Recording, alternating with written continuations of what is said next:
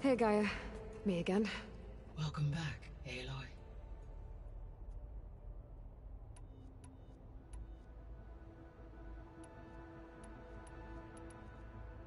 The missing subordinate functions. What can you tell me about them? Artemis rewilded the Earth with a variety of animal species. Eleuthia was responsible for gestating, nurturing, and acculturating a new generation of human beings.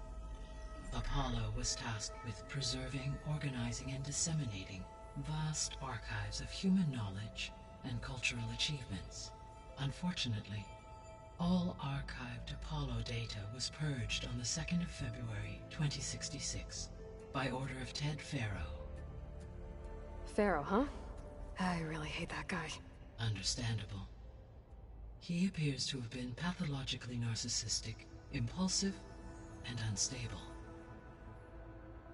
All 3 of the missing functions have already served their purpose, or were prevented from doing so. Do you still need them? Restoring their remaining elements would increase my heuristic processing density, empowering my overall function.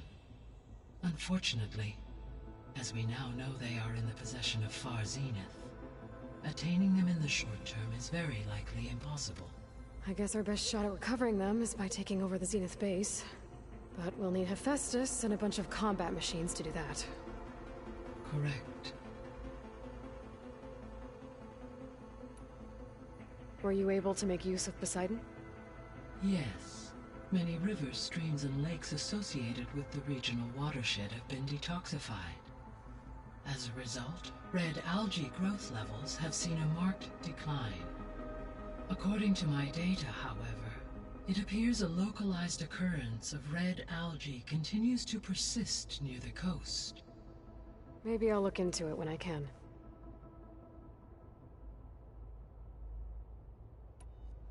So, Poseidon spent the last 20 years hiding out in Las Vegas. From the data I found, it seems the city had an advanced water reclamation system. Is that why Poseidon went there? Most likely.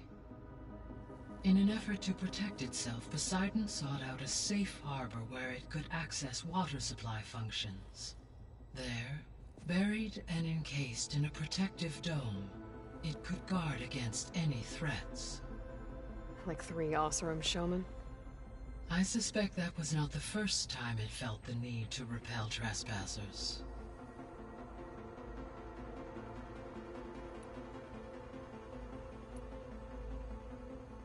What can you tell me about Demeter sows fertile. So once I bring it back... While permanent restoration requires, I may be able to improve. However, like Ether and Poseidon, Demeter's response to my query, alone and frightened, it may have taken many... Okay, I'll keep...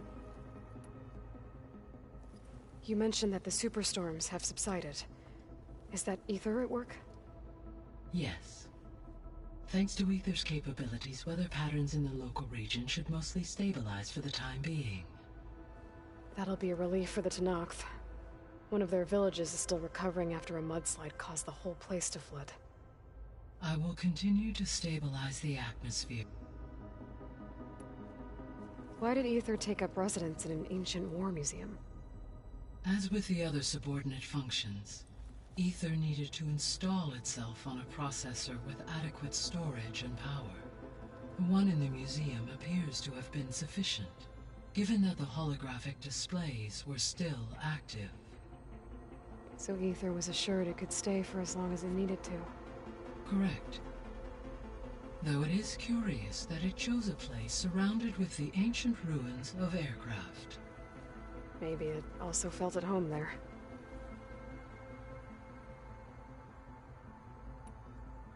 So, once Hephaestus has been recovered and merged, you'll regain the capacity to mass-produce machines at cauldrons around the world.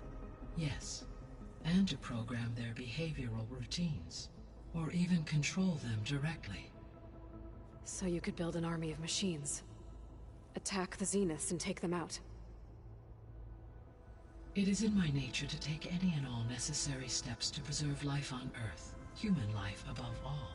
So yes, Once I have been empowered with the capacities of Hephaestus, I could design, build, and command such an army. Given the nature of the far Zenith threat, doing so may be our... I must admit, however, that no matter how aggressive... That's good. Indeed.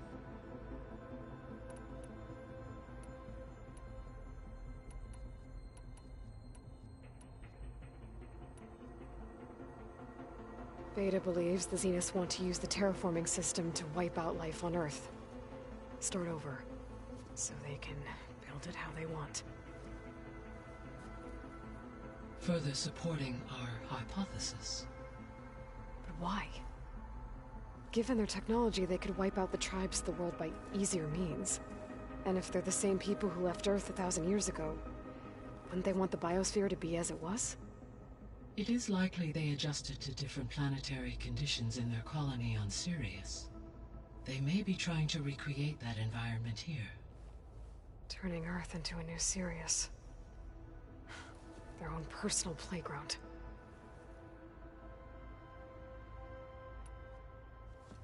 So the Zeniths are the same people who left Earth. Physically immortal. How'd they figure it out? From what we know of Far Zenith, it is plausible that prominent geneticists and engineers were offered a place aboard the Odyssey in exchange for their expertise.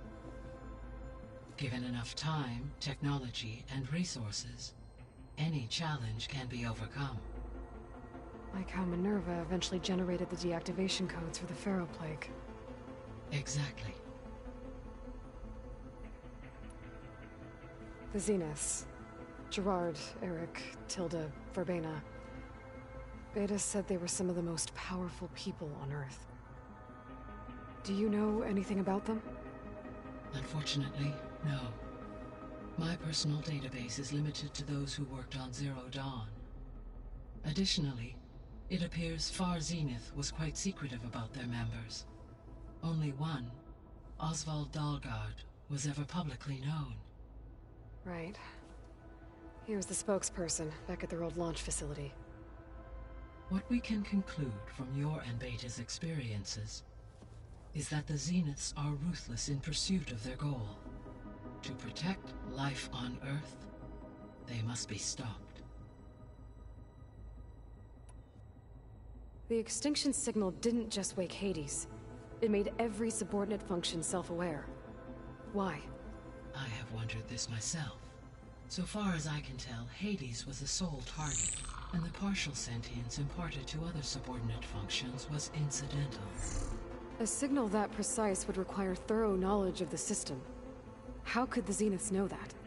From the records on your focus, it appears Far Zenith had an informant during the development of Zero Dawn. Hank Shaw. He was supposed to steal a copy of the system for Far Zenith, but Elizabeth and Travis Tate caught him first. Yes. It is likely Far Zenith acquired knowledge on the system's design through him, despite his failure.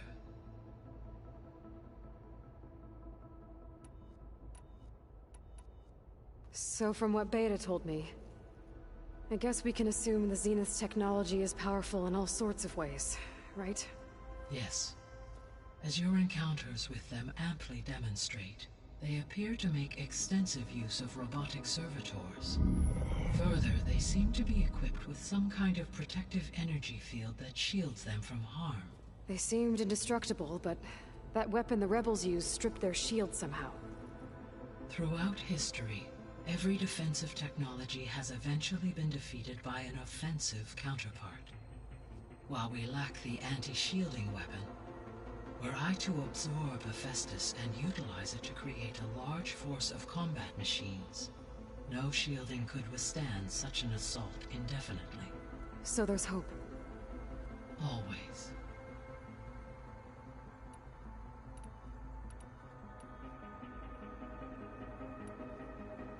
How's Kotallo doing? I have detected that the loss of his arm still deeply pains him. In an effort to remedy this, I have discussed a potential solution with him. I believe he will want to fill you in on the details. A solution?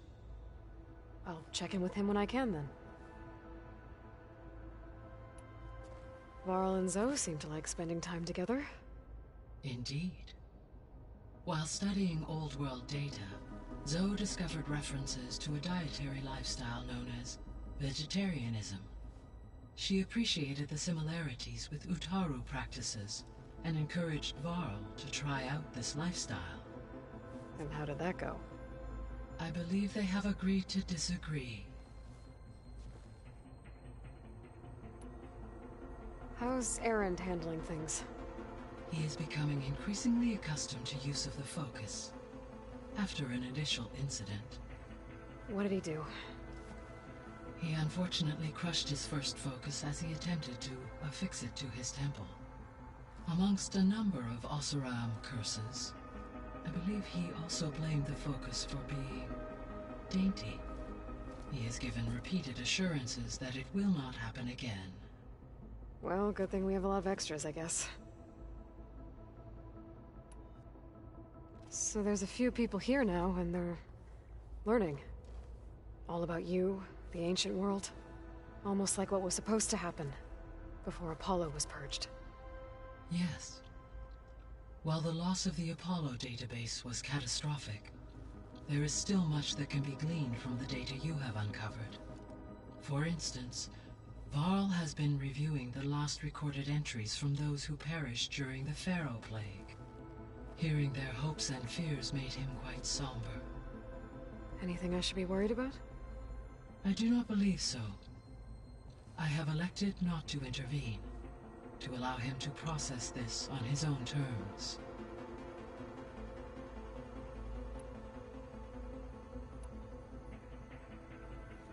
How long do we have then? At present rates, without additional factors, the biosphere will cross a point of no return in approximately 4 months. And if I gather Ether, Demeter, Poseidon, merge you with them? We will only gain a few months more. Well, every bit counts. So, I guess Beta's here to stay. I gave her a focus. Told her to talk to you to see if she can help. She's not what I expected. What were you expecting? I don't know. Someone more helpful, I guess. And less pessimistic. It is true, she overestimated our progress. However, it is also worth noting that her confidence in your abilities emboldened her to escape the Zeniths. I guess so. Give her time. She may yet come around.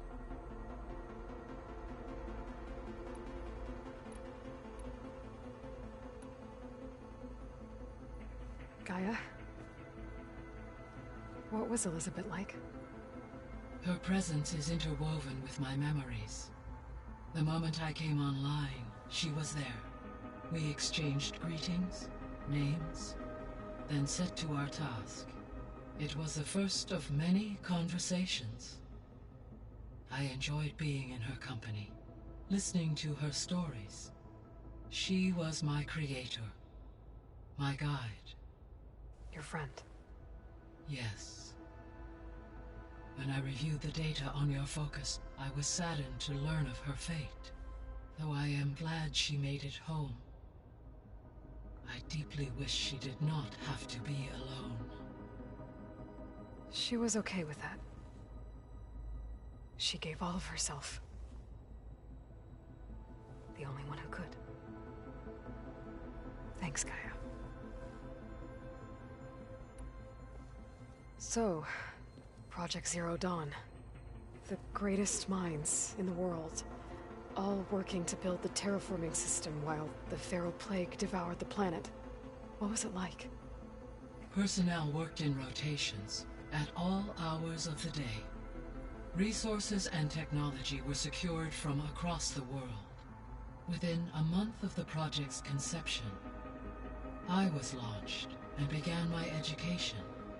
Elizabeth encouraged me to spend time with the rest of the Zero Dawn staff. She said it was important to experience many personalities and perspectives to aid in my emotional development. What were they like? Scared, hopeful, determined. They were hurtling toward technological achievements on a scale never before attempted. I owe everything to their dedication.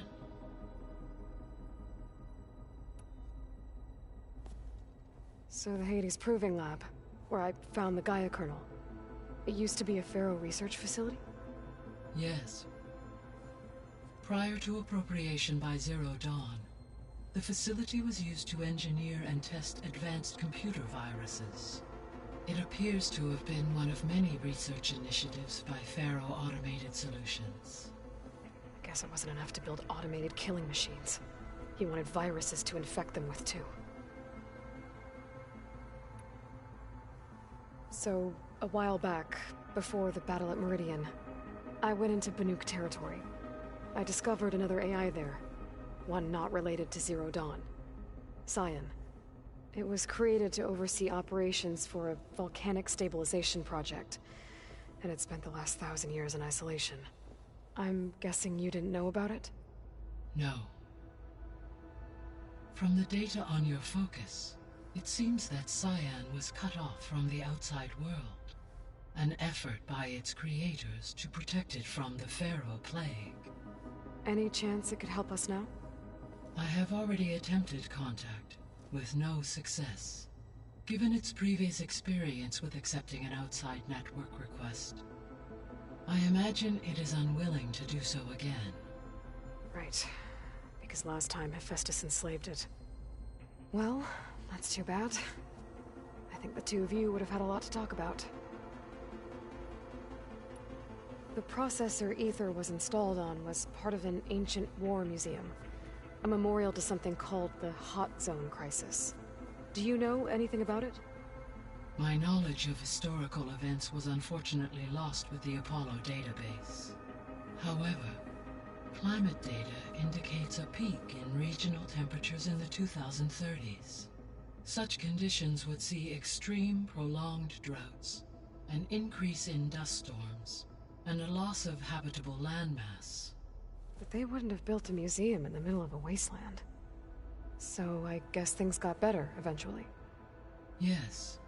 Data suggests that temperatures returned to average levels in the clawback era of the 2040s.